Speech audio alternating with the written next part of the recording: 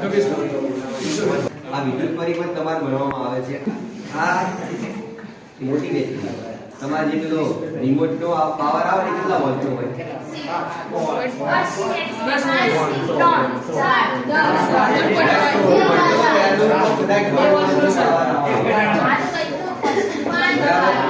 આ જે પાવર છે એ 9 વોલ્ટ નો.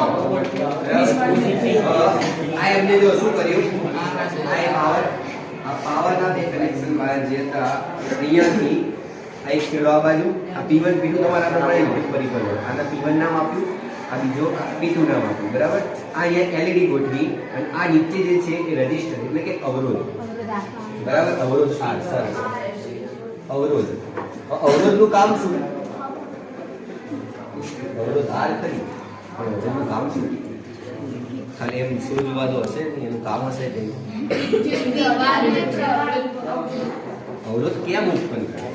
તો જો એનો જવાબ એ કે ઘણીવાર શું થાય, આપણા ઘરમાં પણ તમે જો ઘણીવાર વધારે પડતો વોલ્ટેજ આવી જાય ને તો આપણે કોઈ સામાન આવે તો ઉડી જતા હોય. જો કે અત્યારે તો ઘરની અંદર એવી ઓટો સિસ્ટમ આવી ગઈ કે જો ત્યાંથી વધારે વોલ્ટેજ આવે તો ઘરની અંદર એક ઓટોમેટિક સ્વિચ નીચે પડી જાય, એ સિસ્ટમ આવી ગઈ. પણ જ્યારે આ સિસ્ટમ નથી હતી, નાના નાના ઉપકરણો હોય એમાં ટાઈપનો અવરોધ મૂકવામાં આવે. અવરોધમાં પણ અલગ અલગ હોય. આ જે અવરોધ છે ને એ 4 કલર પ્રકારનો, એક કેસરી, લાલ, મહેંદી કલર અને બ્લુ કલર. આવા કાળા કલરના પણ નાના નાના રજિસ્ટર આવતા હોય, બરાબર. આ જે અવરોધ છે એ આનું વધારે વોલ્ટેજ, આ જે નાની આપણે દેશી ભાષામાં ગલુબડી કહેવાય. શું કહેવાય? ગલુબડી. દેશી ભાષામાં, તમારા ગામડાની ભાષામાં ગલુબડી કહેવાય, પણ સિટીની ભાષામાં આપણે કહીએ તો કે ભાઈ નાની એવી LED. લાગે કે ભાઈ LED નીકળી આવે, તો આ નાની એવી LED, બરાબર. તો આ અવરોધ કેમ જોડ્યો? તો આ જે 9 વોલ્ટની બેટરી છે એનો સીધો વધારે પાવર જો એને મળી જાય તો આ શું થાય? ઉડી જાય, બરાબર. એ ઉડી ના જાય એટલા માટે આપણે શું કર્યું? એનો અવરોધ જોડ્યો.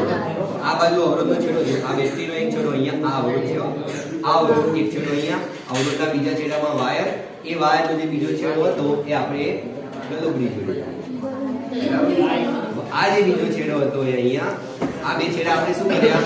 ખાલી મૂક્યા. આ છેડો પાછો તમારી LED જોડ્યો. આ જે વચ્ચેનો ભાગ ખુલ્લો મૂક્યો આ શેના માટે? હવે જો આ બંને છેડાઓ જોઈન્ટ કરી દઈશ તો શું થશે? લાઈટ ચાલુ થઈ ગઈ.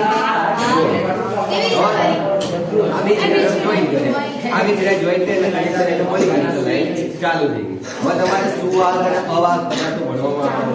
હવે આપણે શું કરવાનું? અહીંયા અલગ અલગ વિદ્યુતના જે સુવાહક પદાર્થો હોય એ મૂકીએ તો આપણને ખબર પડે કે આ વિદ્યુત સુવાહક છે કે અવાહક. તો આ પ્રેક્ટિકલ ધોરણ 7 8 માં તમારે આવી ગયું એટલે આપણે અહીંયા કરવાની જરૂર નથી, પણ સમજવાનું આ અવરોધ હતો, બરાબર.